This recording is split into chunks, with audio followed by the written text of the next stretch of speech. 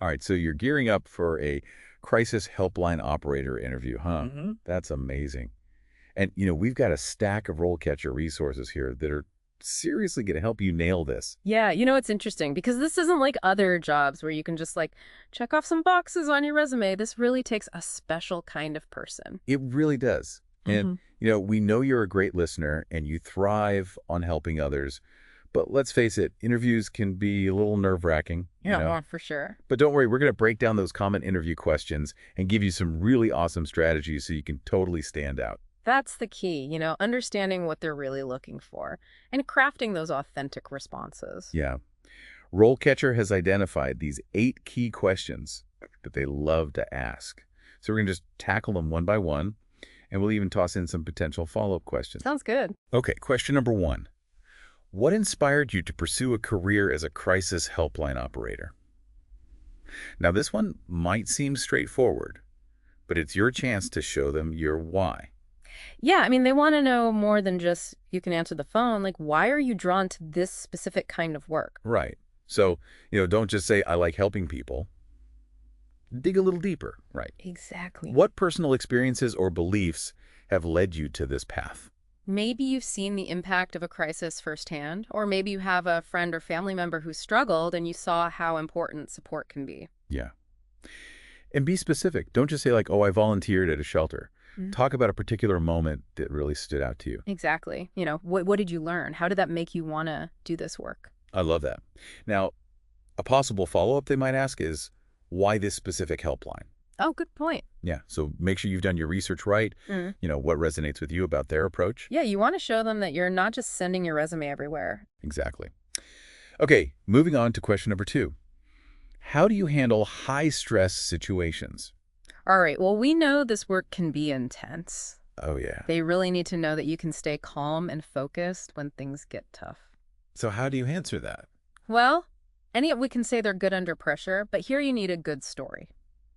Think of a time when you faced a real challenge, Good point. like a crazy work deadline or maybe a family emergency. Oh, yeah. Even a time when you had to calm down a conflict with a friend Okay. and walk them through how you handled it. What did you do? How did you stay grounded? Yeah, so don't just tell them what happened.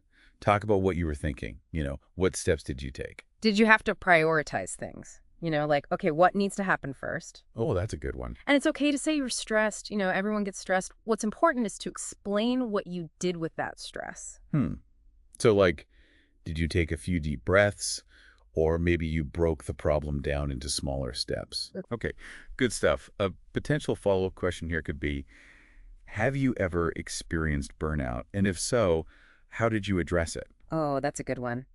They're really trying to see that you can handle the emotional side of this work. Self-awareness, right? Absolutely. And that you have those strategies to, deal with stress and keep yourself healthy. Really important.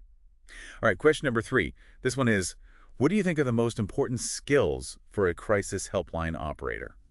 All right, so this one's all about showing that you get it. Like you understand what this role really requires. Okay, so beyond just communication or problem solving, what else would you say? Well, active listening is huge. Absolutely. Like not just hearing the words, but really understanding what the person is going through. Empathy, right? Putting yourself in their shoes. Yes. And then there's de-escalation techniques. Oh, yeah, that's a good one. Can you explain what those are? Why they're so important in a crisis? Yeah. You could even mention a specific technique, like reflective listening. Right, and how that helps to create a calmer environment for the caller. Now, follow-up they might ask is, can you give an example of a time when you successfully de-escalated a conflict? Ooh, so this is where they want to see those skills in action. Exactly. And it doesn't have to be this huge dramatic situation. Yeah, it could be something small, like a disagreement at work. Or maybe a tense conversation with a family member. Yep, just something where you had to stay calm and listen and find a solution. Okay, good stuff. Question number 4 is all about confidentiality. How do you ensure confidentiality when dealing with sensitive information? Now, this is crucial because interviewers need to know they can trust you with people's most vulnerable moments. Right, it's everything in this job. Absolutely. So this is where you really want to highlight your understanding of, privacy policies and procedures. Have you ever worked with sensitive data before? What did you do to protect it? Yeah. And this is where a little bit of knowledge about HIPAA can be helpful. even if you're not applying to a healthcare setting. Good point. It shows that you take confidentiality seriously. Now, they might even throw you a curveball, like, what would you do if a caller asked you to break confidentiality? Ooh, good one. Yeah. Or how would you handle it if you accidentally overheard confidential information? So they want to see what you would do. Yeah. So be prepared to explain how you would think through those tough situations. Right, and showing that you understand how important it is to maintain confidentiality, even when it's hard. Okay, question number 5 goes right to the heart of those difficult calls. Yeah. How do you approach a caller who is at risk of self-harm or suicide? Okay, so this is where you show your knowledge of crisis intervention. Right, they want to know how you stay calm and assess the situation. Exactly. And they want to know you can follow the right procedures. Okay, so how would you answer this one? Well, first, I'd start by figuring out how serious the risk is. Are they actively planning to hurt themselves? Do they have a way to do it? Right, okay. Then talk about how you'd build rapport, create that safe space for them to share what's going on. Yeah. And remember, knowing when to involve emergency services or other resources is crucial. Absolutely. You might even want to mention any training or certifications you have in suicide prevention. Oh, yeah. That shows you're prepared. And remember, it's okay to acknowledge that these calls are tough. Yeah, everyone knows that. What they want to see is that you can stay grounded, follow the protocols, and put the caller's safety first.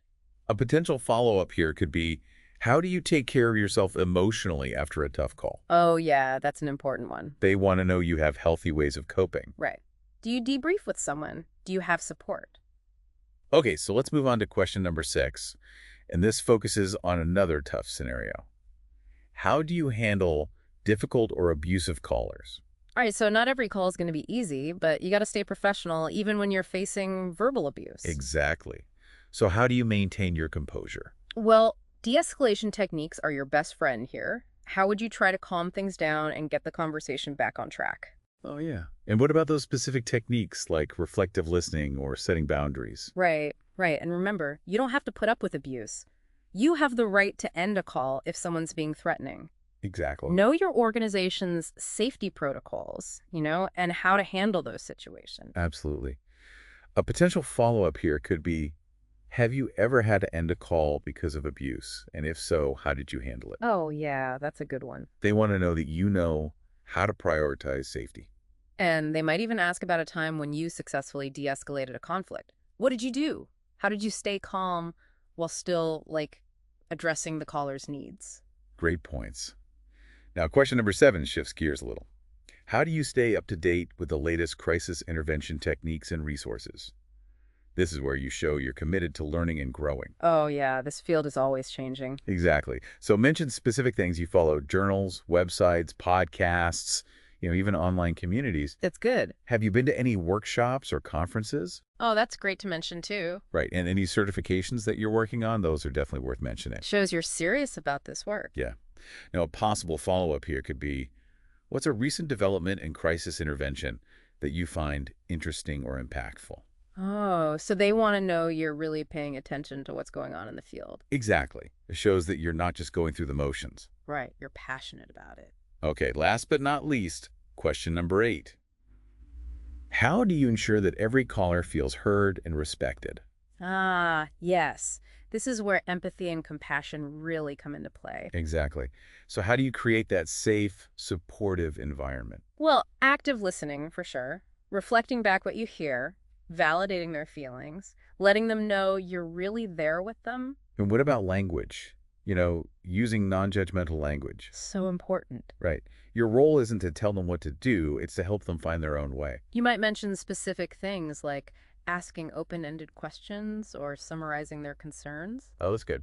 Or offering affirmations to show that you're listening. And don't forget about those nonverbal cues, even on the phone, That's so true. Your tone of voice can make all the difference. Exactly. Now, a potential follow-up question could be, can you give me an example of a time when you had to build rapport with a caller who was, resistant or distrustful? Yeah, good one. So they want to know if you can handle those challenging interactions. Okay, so we've covered those 8 key questions, but here's a pro tip for you. RoleCatcher's AI tools can be seriously awesome for interview prep. Oh, yeah. Tell me more about those. They have this incredible database of over 120,000 interview questions. You can actually practice your answers and get personalized feedback from their AI. Wow, that's amazing. I know it's like having a personal interview coach, but in your pocket. What's really cool is that it can actually analyze job descriptions, Oh, really? like figure out what skills they're looking for, and then it helps you tailor your answers. Like next level prep. It is. And it's not just what you say, but how you say it. Mm. You can practice on video and get feedback on your delivery. Wow, that's I'm amazing. all about putting your best foot forward. Now, before we move on to some more insights from the RoleCatcher Career Guide, I just want to, take a moment because I know the interview process can be nerve-wracking. It can be. But remember, you're clearly passionate about this work. Yeah, that will come through. It will. And the interviewers, they're looking for someone who not only has the skills, but also fits in with their team, right? Absolutely. So relax, be yourself, and let that passion shine through. Now, let's dive into some of the valuable career insights from the RoleCatcher Guide. Okay, sounds good. What really stood out to me was the different paths people take to get into this field. You don't necessarily need a specific degree to become a crisis helpline operator. Really? Yeah, which is great news for people who might be worried about not having, a psychology background. That makes sense. So while some organizations might prefer a degree, what they're really looking for is experience in crisis intervention. Right, those communication skills we were talking about. Exactly. And a real passion for helping others. That's key. And speaking of experience, RoleCatcher has some awesome advice for gaining hands-on experience. Okay, like what? Volunteering at crisis helplines or suicide prevention hotlines. Yeah, that makes sense. Right. It gives you a chance to work with people in crisis. Real life experience. Exactly. Mhm. And it shows employers that you're serious about this work. Oh, yeah, that's great. Another great option is to look for internships or part-time jobs at, mental health clinics. Okay, Those experiences give you a broader perspective on mental health, which can be really helpful. that's true. And don't underestimate the power of networking. Joining professional organizations Oh, yeah, good point. like the National Alliance on Mental Illness or the Crisis Text Line.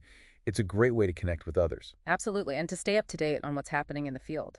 And you might even find your next job that way. Okay, so you've nailed those interview questions. You've got the knowledge, you've got the experience, Hmm? and now RoleCatcher can help you take it to the next level with their AI tools. Yeah, those are amazing. I mean, the fact that their AI can analyze job descriptions and help you tailor your answers is incredible. It's seriously mind-blowing. And their resume builder, too. Yeah, Highlighting those key skills and experiences. it can make such a big difference. Absolutely. It's all about boosting those chances of getting your foot in the door.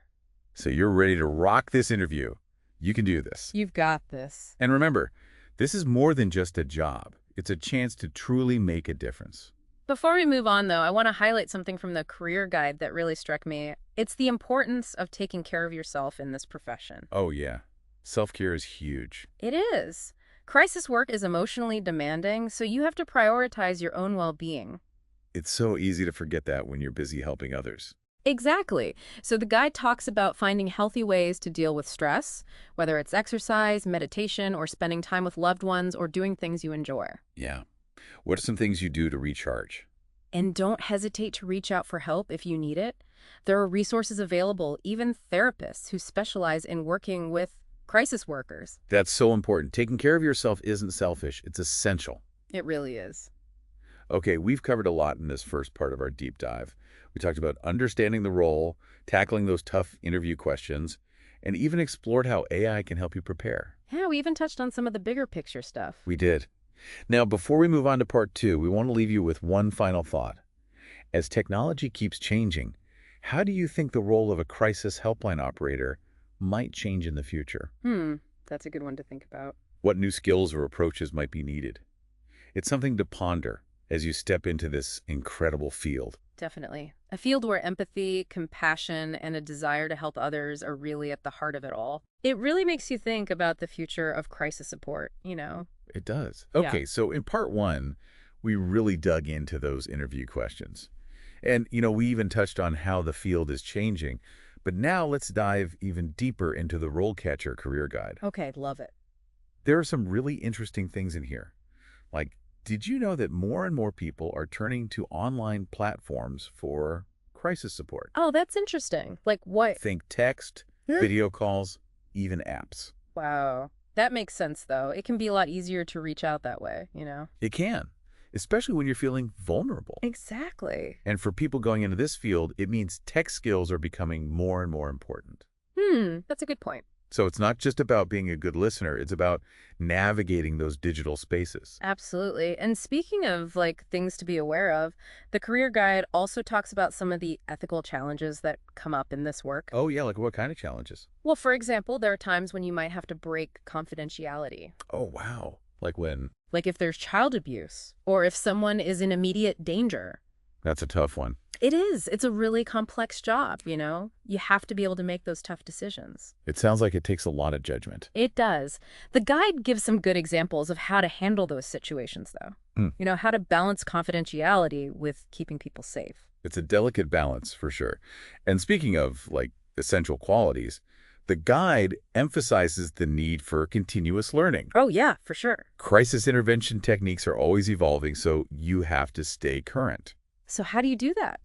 Well, the guide recommends attending workshops and conferences, things like that. Okay. And there are a ton of online resources now, like webinars and even podcasts, right? Yeah. It's amazing how much is out there. And support groups, too, Right. which is so important because, as we've talked about, this work can be emotionally draining. It can. So self-care is crucial, right? Finding healthy ways to manage that stress. What are some things you do? Well, the guide talks about things like spending time in nature or practicing mindfulness, connecting with loved ones, Oh, yeah, that's good. things that bring you joy and help you relax. And don't be afraid to reach out for professional help if you need it. That's a really important point. And, I just want to touch on those AI-powered tools again. Oh, yeah, those are amazing. The way RoleCatcher's AI can analyze those job descriptions and help you tailor your responses is seriously game-changing. It really is. It's like having a personalized strategy for each interview. Exactly. And the resume builder, too, making sure your resume is highlighting the right things. Makes such a difference. It does.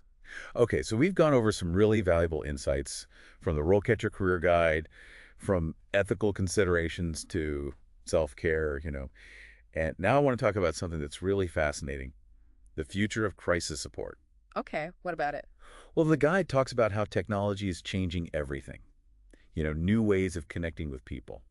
And even AI is starting to play a role. Oh, wow. Like how? Well, they have these AI-powered chatbots now that can provide basic support, when human operators aren't available. That's interesting. It is. So AI could actually make crisis support more accessible. Yeah, that's a good point. But I feel like there's always going to be a need for that human connection, Absolutely. It's about using technology to enhance what we do, Yeah. not replace us. Exactly. And it makes you wonder, like, what other technologies might come into play, It does, like virtual reality or augmented reality. It's really exciting to think about the possibilities. It is. And I think it's so important for people going into this field to be open to those new things. I agree. Attend conferences, seek out training, be a lifelong learner. Lifelong learning, love that. It's a rapidly evolving field, so you got to be ready for anything. Exactly. Okay, so we've covered a lot of ground in this part 2, from ethics to the future of crisis support. And now, in part 3, we're going to wrap things up with some key takeaways to help you rock that interview and get started on this amazing career path. All right, so we've explored a lot, haven't we? From those nitty-gritty interview questions to the bigger picture of what this career is all about. It's been quite a journey. But before we wrap up our deep dive, let's, sort of distill it all down. What are those key takeaways? Well, one thing that really sticks out to me is how important authenticity is. Like, they want to see the real you. That's so true. Let your personality shine through. Share those stories, the ones that show why this work matters to you. Exactly. Don't be afraid to be a little vulnerable even, because in this field, vulnerability can actually be a strength. And, showing that you've done your research is huge, not just on the interview questions, but on the organization itself. Yeah, like their mission and values, right? Exactly. What are they all about? What challenges are they tackling? And that's where RoleCatcher's AI tools can be so helpful. Oh, yeah, for sure. Those tools can help you, really tailor your answers to each specific job. It's like having that inside scoop. I love that. Like a secret weapon. And don't forget to practice. Practice your answers. Get feedback. Walk into that interview feeling confident. You got this. And remember those 8 key questions we talked about? They're not just about what you know. They're about how you think, Mm, your emotional intelligence. right. Can you handle those tough situations? Exactly. And be ready for those follow-up questions. That's where things can get interesting. That's where you really show them what you're made of. Now, beyond the interview itself, remember that continuous learning is key. Oh, absolutely. The field is always changing. So you got to stay curious, stay engaged, Read those journals, go to those conferences, listen to those podcasts. and network. Build connections with other people in the field. It's so valuable. Support each other. Exactly. And of course, don't forget about self-care.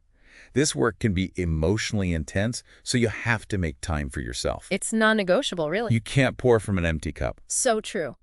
So as you get ready for this journey, remember this. You're not just going for a job. You're stepping into a role where you can truly change lives. Every call is a chance to make a difference, to offer support, to listen, to be there for someone in their darkest hour. It's a powerful thing. Mm. And, you don't have to do it alone. There's a whole community out there ready to support you. This deep dive, it's been all about giving you the tools and the confidence to not just ace that interview, but to really thrive in this career. So go out there and shine. Yeah. You've got this. And remember, you're not just answering calls, you're answering a calling to make the world a little bit brighter, one conversation at a time.